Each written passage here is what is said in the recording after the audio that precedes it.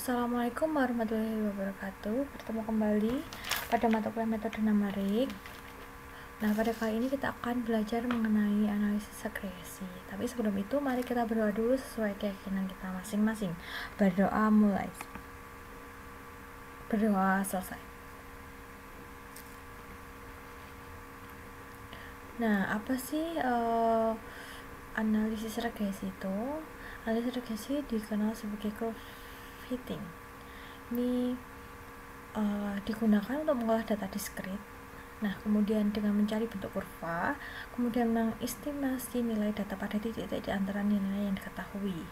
Jadi setelah ada kurva, kemudian diketahui mencari nilai-nilainya, sehingga didapatkan sebuah fungsi atau nilai yang mendekati dari data tersebut atau mencerminkan suatu tren data tersebut, seperti itu. Nah, kemudian regresi kuadran terkecil. Setelah kita tahu apa itu analisis regresi, maka kita akan belajar mengenai regresi kuadran terkecil. Dilakukan apabila ada nilai kesalahan yang cukup besar, data diolah menjadi kurva dan dicari tren dari kurva tersebut. Misalnya di sini itu ada data series data yang dia itu acak-acakan, bukan acak-acakan, istilahnya ini tidak lurus seperti itu, tapi ada yang di sini naik, ini turun pada waktu tertentu seperti itu. Kemudian dicari trennya. Ini garis ini adalah garis regresi untuk mencari tren dari data satu series data tersebut, sehingga grafik ini adalah sebuah tren dari series data ini. Jadi kita istilahnya trennya seperti apa, seperti itu. Walaupun grafik ini itu tidak benar-benar sama persis, atau misalkan sama dengan data tersebut, tapi grafik ini itu mencerminkan sebuah tren dari series data tersebut, seperti itu.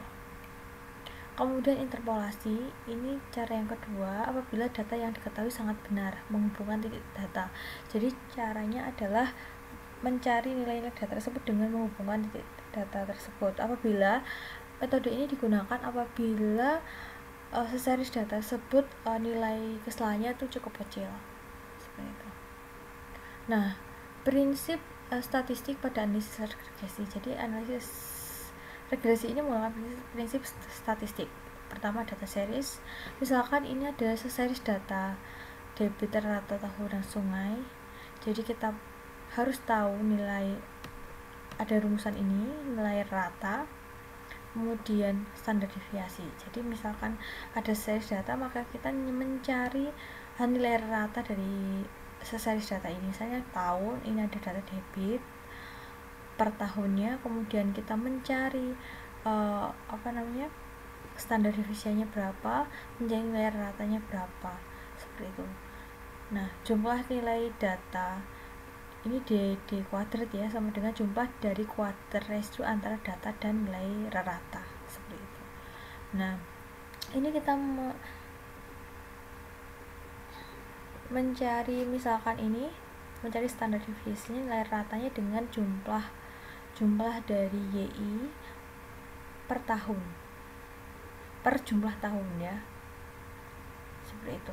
Ini jumlahnya kita jumlahkan, N ini berapa tahun, seperti itu. Sedangkan standar deviasinya D kuadrat akar dari D kuadrat per N-1 sama dengan akar dari jumlah YI dikurangi nilai rata dikuadratkan, kemudian dibagi N-1. Jadi caranya adalah misalkan kita cari YI YI dikurangi nilai rata, seperti itu.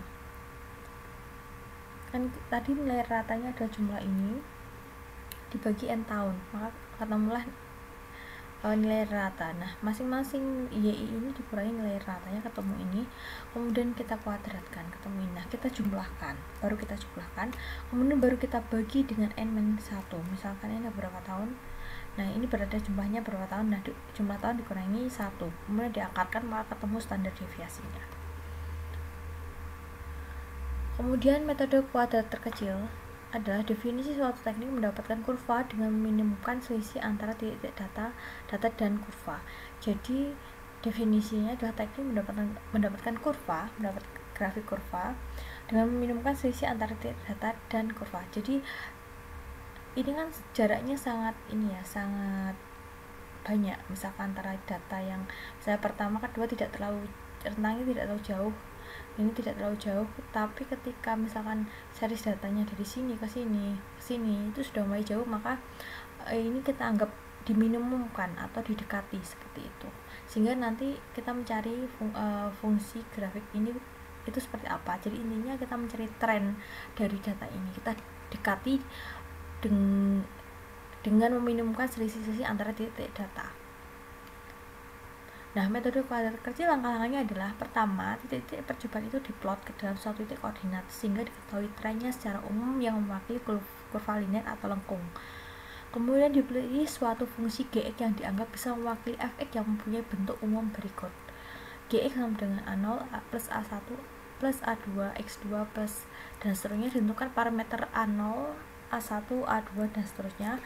Apabila koordinat dari titik percobaan adalah m, x, y, i sama dengan 1, 2, 3 sampai n, maka selisih ordinat antar titik tersebut dengan fungsi g, x, i, a0, a1, ar adalah i sama dengan mi, gi sama dengan yi dikurangi gx, g, xi, a0, a1, ar sama dengan yi dikurangi 0 plus A1 X1 plus A2 X2 plus A3 X3I plus AR pangkat RI dan seterusnya.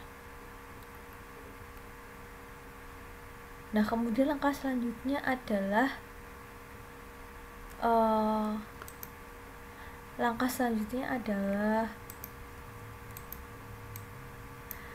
dipilih suatu fungsi gx.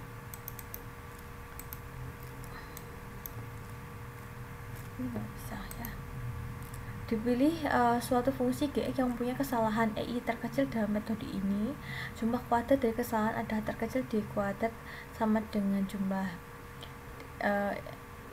i sampai ke n, i sama dengan 1, ei kuadrat sama dengan jumlah dari yi min gxi kuadrat, i dari i sama dengan 1 sampai ke n.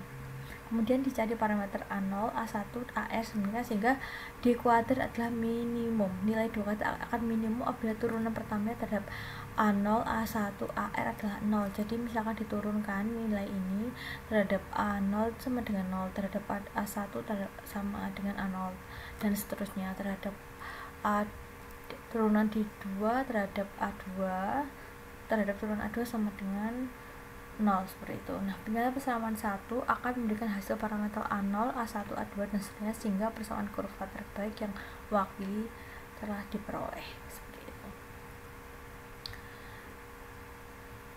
Sekian, terima kasih. Selamat belajar dan semoga ilmunya bermanfaat. Nah, untuk